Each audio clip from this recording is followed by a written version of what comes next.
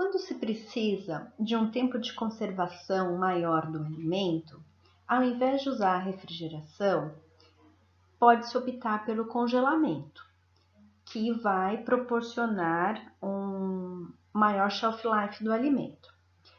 Quando a gente tem o congelamento, esse tempo de prateleira é aumentado porque nós tornamos a água disponível indisponível para o alimento. Por quê? Indisponível para os fatores de deterioração, indisponível para os micro-organismos crescerem, indisponível para as reações enzimáticas e não enzimáticas. Por quê? Porque no congelamento, a água que está livre, ela é congelada quase que totalmente. 95% então dessa água livre vai ser congelada, ficando então indisponível para os processos deteriorativos. Porém, o congelamento ele é mais caro que a refrigeração. Por quê?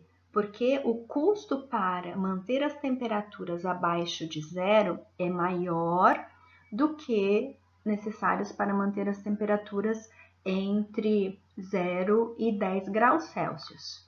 E aqui a oscilação de temperatura não deve acontecer, principalmente as oscilações que levem o alimento a descongelar e congelar novamente.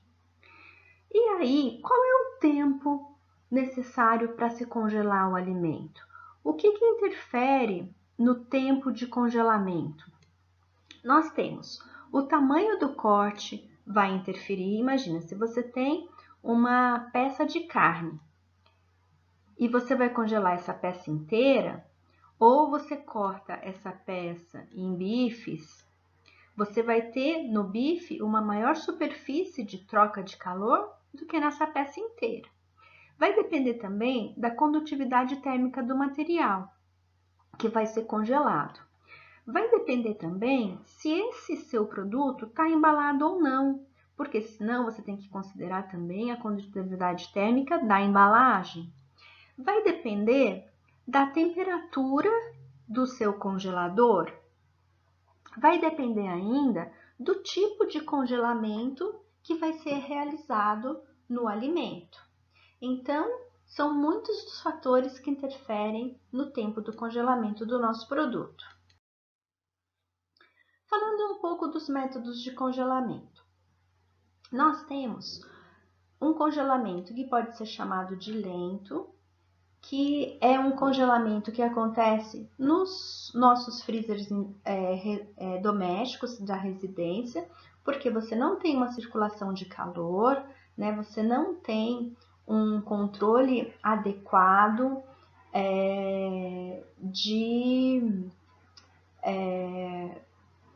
um controle adequado no seu equipamento, porque a sua temperatura ela vai ficar sempre constante. Se você colocar muito alimento lá dentro, você vai diminuir a capacidade do seu freezer congelar. Então, um freezer doméstico, ele vai ser sempre um congelamento lento, que é aquele que vai levar de 3 a 12 horas para congelar o produto completamente. Nesse tipo de congelamento, a gente vai ter a formação de cristal de gelo grandes e pontiagudos. Então, esse gelo grande, ele danifica mais a estrutura do alimento que está sendo congelado. Ele vai romper mais as células, ele vai provocar uma exudação maior depois de congelado. Então, você tem uma maior alteração de textura, né? Seu alimento vai ficar mais mole, você vai ter mais perda de água e você acaba tendo também perda nutricional. Por quê? Porque com essa água da exudação acaba carregando parte dos nutrientes e o conteúdo dessas células que foram rompidas. Quando a gente tem um congelamento rápido, é o congelamento que a gente diz que acontece em menos de 2 horas, tá certo? A gente vai ter uma redução brusca da temperatura do alimento, a formação de gelo vai ser pequeno e um gelo sem pontas. é muito usado na indústria de vegetais. Então, quando eu tenho esse congelamento lento do meu alimento, eu formo cristais grandes e pontiagudos. O congelamento rápido, cristais pequenos e sem pontas. Por quê que isso acontece? Porque eu passo rapidamente pela fase crítica do processo, que é justamente a transformação da água líquida em gelo. Eu vou explicar para vocês no slide ali na frente. E a gente tem também a categoria dos supergelados, que tem crescido bastante nos últimos tempos.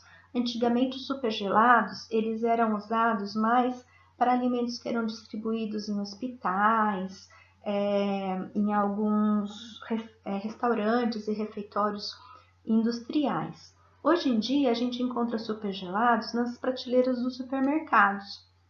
É uma técnica de congelamento ultra rápida, numa temperatura muito baixa, de menos 40 a menos 50 graus Celsius, onde o alimento ele é congelado de 30 segundos a 1 minuto. Então, a gente mantém as características desse alimento muito semelhantes ao alimento sem ser congelado. As mudanças são muito pequenas, a gente quase não percebe. Falei para vocês que eu ia explicar do congelamento lento e do congelamento rápido. Imaginem vocês que a gente tem aqui um pedaço de um vegetal que a gente vai congelar, tá certo? Então, esses pontinhos azuis são os cristais de gelos que estão se formando quando a gente abaixa a temperatura.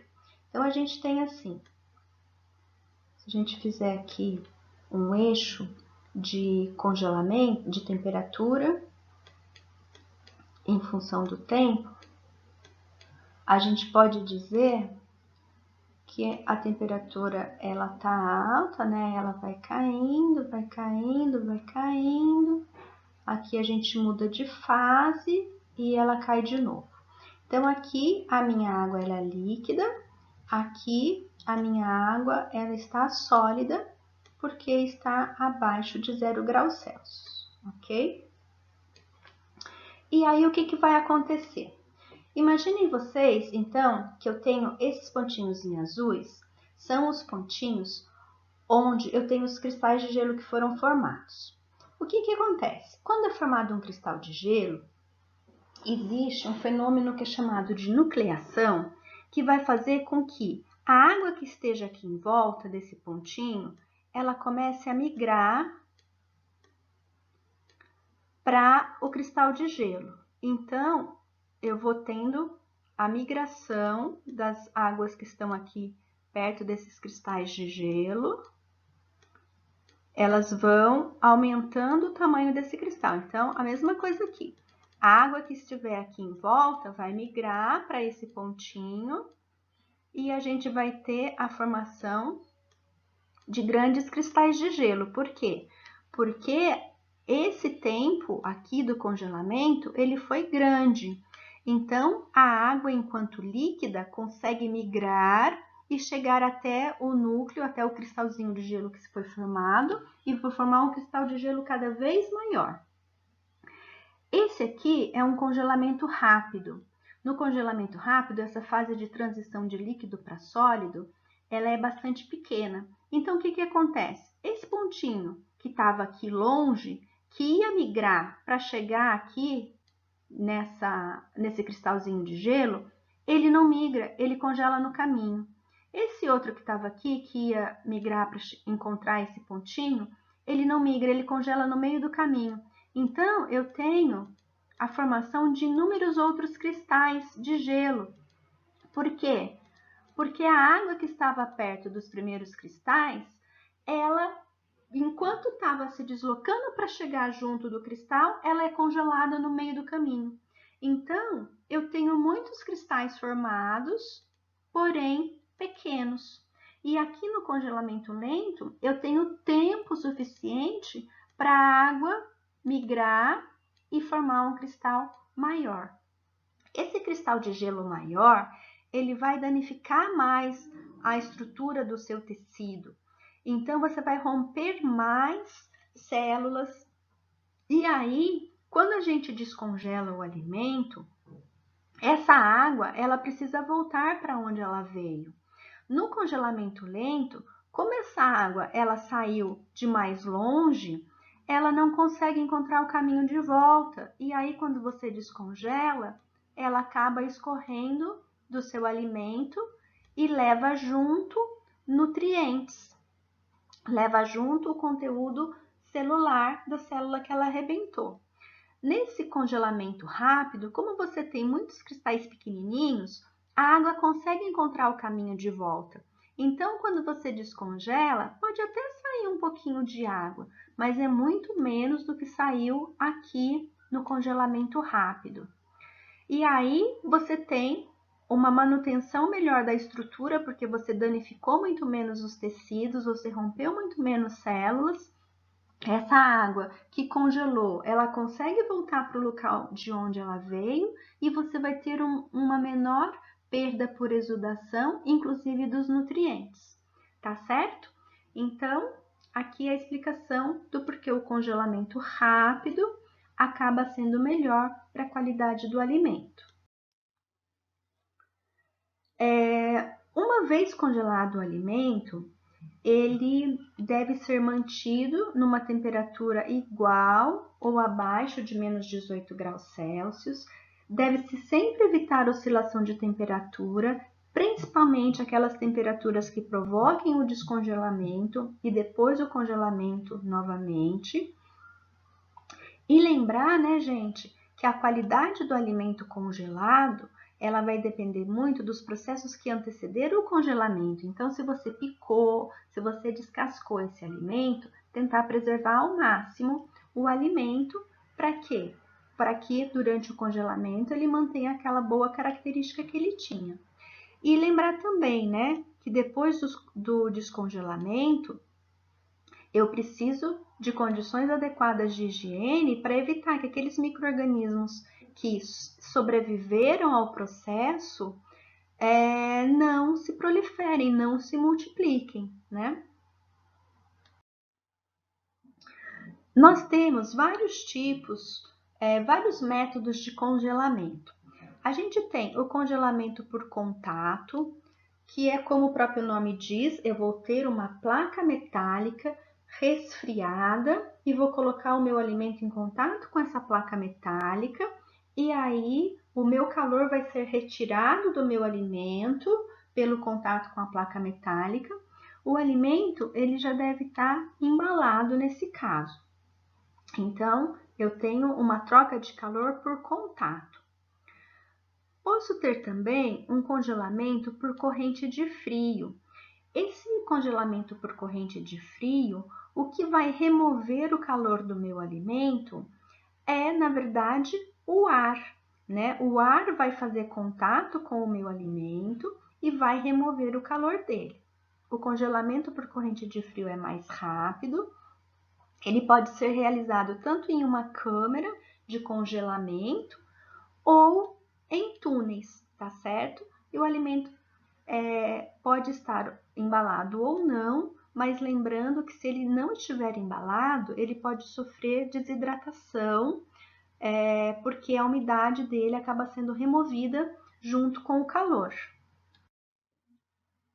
Um outro tipo de congelamento é o congelamento por imersão, aonde a gente vai ter uma solução, pode ser uma solução, pode ser uma salmoura, pode ser um xarope de açúcar, em temperaturas muito baixas, e o seu produto a ser congelado, ele vai ser mergulhado nesse líquido e vai ficar ali mergulhado o tempo necessário para que ele se congele.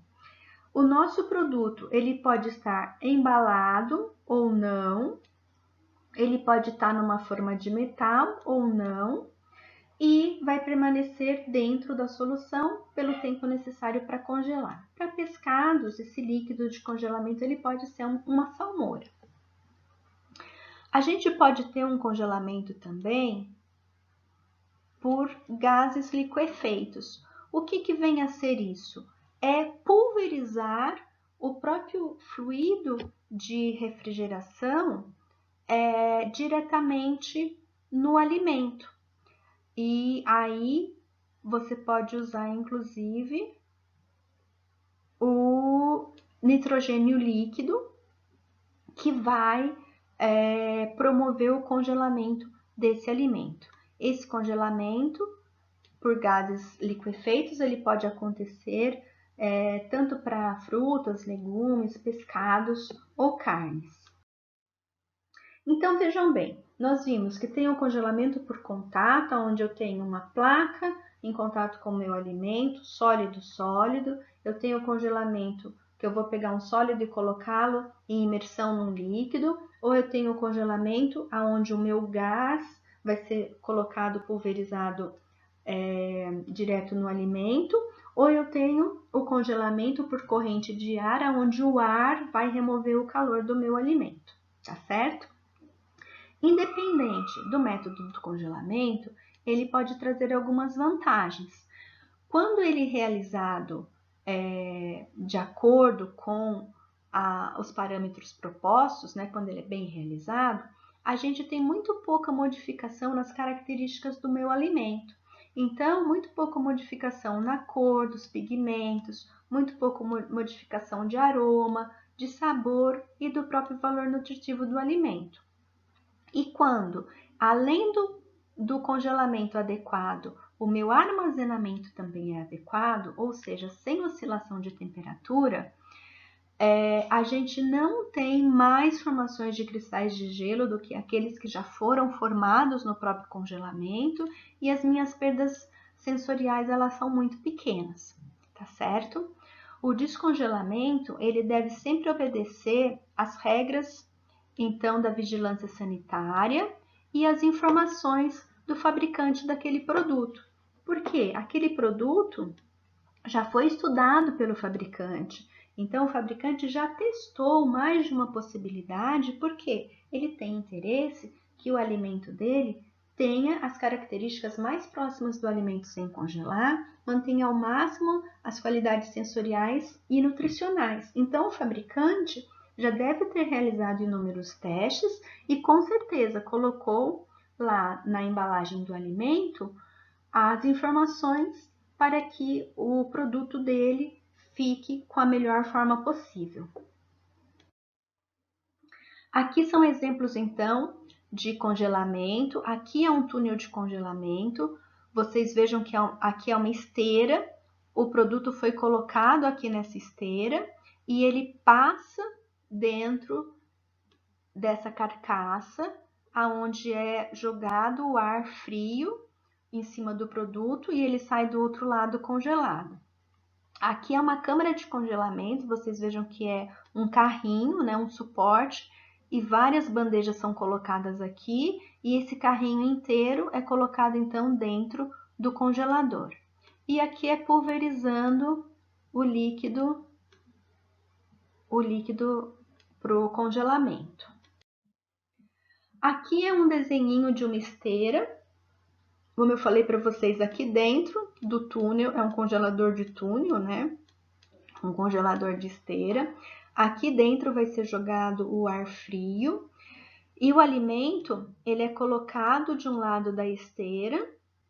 A velocidade da esteira é regulada de forma a que ele saia do outro lado já congelado.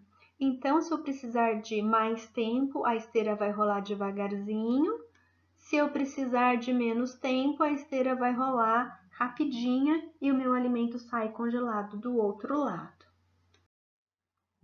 Aqui é um congelamento em espiral. Eu costumo dizer que parece estacionamento de shopping, né?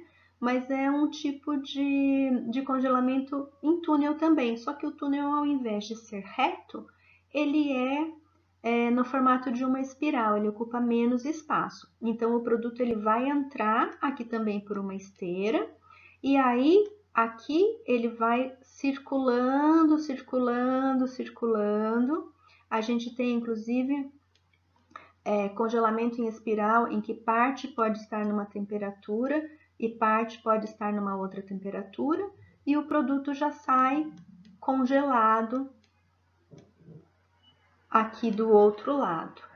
Então, aqui eu consigo ter um espaço maior para rodar dentro da esteira do que o túnel quando ele é reto, né?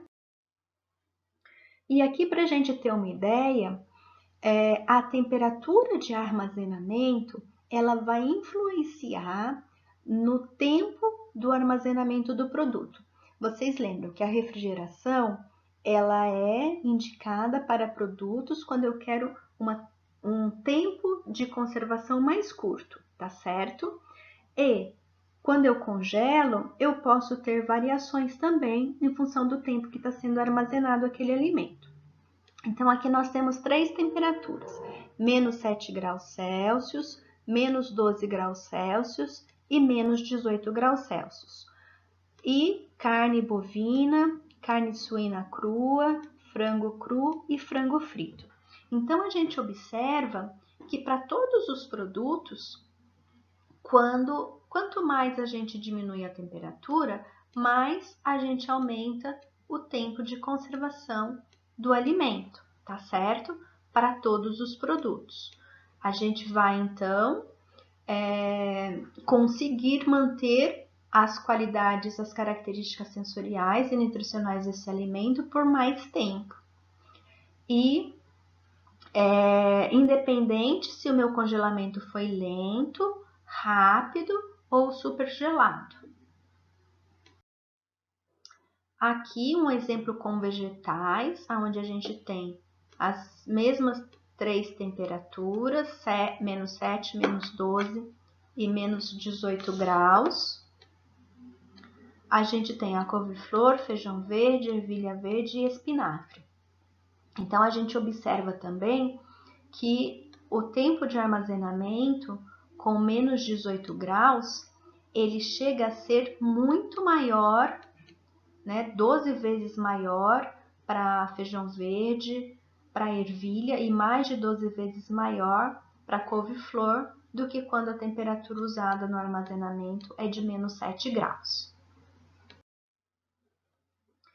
Então, aqui uma tabelinha para fazer um resumo mostrando para a gente as diferenças entre a refrigeração, o congelamento e o supergelado. Embora todos sejam obtidos com a baixa temperatura, a temperatura utilizada em cada um desses processos é diferente. Né? A temperatura de conservação, então, para refrigeração é 0 ou acima de 0, a minha água está sempre líquida. O congelamento, a conservação deve ser feita sempre em menos 10 a menos 18 graus e o supergelado, menos 40 graus Celsius. Como é a qualidade da conservação obtida nesses 3 métodos? Na refrigeração, a minha qualidade é original ao meu produto. Eu vou ter lá a minha fruta, a minha verdura, a minha carne com a característica normal, como se eu tivesse acabado de colher, como se eu tivesse acabado de abater o animal. No congelamento, eu vou manter as características organolépticas do meu alimento, lembrando que no congelamento rápido, eu vou ter melhores características do que no congelamento lento. E o supergelado? O supergelado, ele vai ser sempre rápido. Então, a minha qualidade sensorial e nutricional vai ser sempre maior do que do congelamento simples. Com relação à ação microbiana, a refrigeração, ela consegue reduzir a velocidade de multiplicação, com exceção daqueles micro-organismos psicrófilos que a gente viu. A mesma coisa para o congelamento.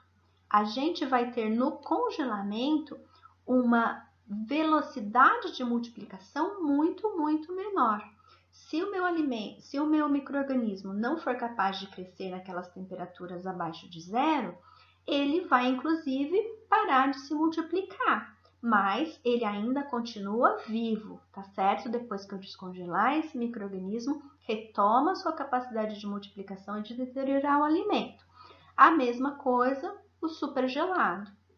Então, os micro-organismos aqui, eles estão como se eles estivessem hibernando, mas quando eu descongelar o alimento para consumi-lo, e a maior parte dos alimentos a gente descongela para consumi-los e prepará-los, né? Ou já não prepará-los, mas consumi-los imediatamente depois do descongelamento, esses micro-organismos eles voltarão a agir. E com relação à atividade metabólica, a mesma coisa. A refrigeração eu reduzo as reações enzimáticas e as reações não enzimáticas. No congelamento e no supercongelamento, eu reduzo mais ainda, mas as atividades enzimáticas voltarão a agir se eu não tiver inativadas enzimas. Lembram lá do branqueamento, que a gente falou que é um pré-tratamento para o congelamento? Justamente porque se eu não inativei a enzima, a hora que eu descongelar, essa enzima volta a agir. Tá certo?